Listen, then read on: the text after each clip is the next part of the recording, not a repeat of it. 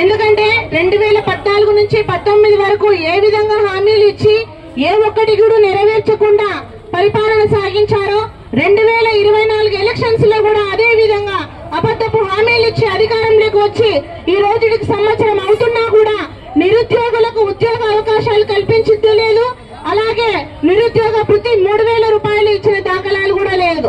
ఆనాడు ఎలక్షన్స్ అప్పుడు ఏమన్నాడు చంద్రబాబు నాయుడు గారు, మనందరికీ కూడా గుర్తుంది కదా, ప్రతి సంవత్సరం కూడా జాబ్ క్యాలెండర్ రిలీజ్ చేస్తాము, మెగా డిఎస్సి ఇస్తాము, యువతకు ఉద్యోగ అవకాశాలు కల్పిస్తాము, 3000 రూపాయలు నిరుద్యోగ వృత్తి ఇస్తాము అని చెప్పారు.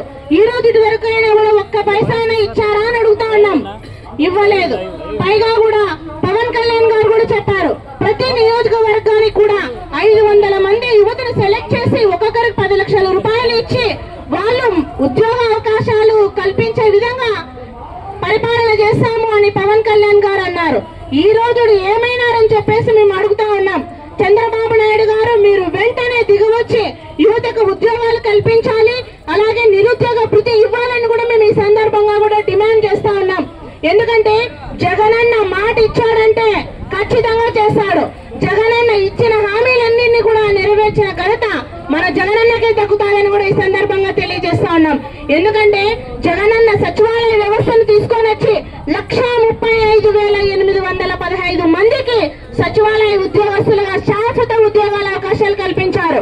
అలాగే వైద్య ఆరోగ్య శాఖలో కూడా మన జగనన్న దాదాపు 50,000 మందికి పైగా కూడా ఉద్యోగ అవకాశాలు కల్పించి అండగా నిలిచిన ఘనత మన జగనన్న కూడా తగ్గుతాదని కూడా ఈ సందర్భంగా తెలియజేస్తా ఉన్నా.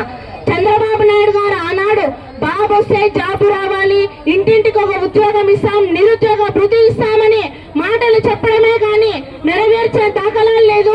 ఇప్పటికైనా కూడా చంద్రబాబు నాయుడు గారు మీరు ఇచ్చినటువంటి హామీలన్నింటినీ కూడా వెంటనే అమలు చేయాలని కూడా మేము ఈ సందర్భంగా డిమాండ్ చేస్తా ఉన్నాము. అలాగే మహిళలకు ఇచ్చినటువంటి హామీలు కూడా అమలు చేయాలి.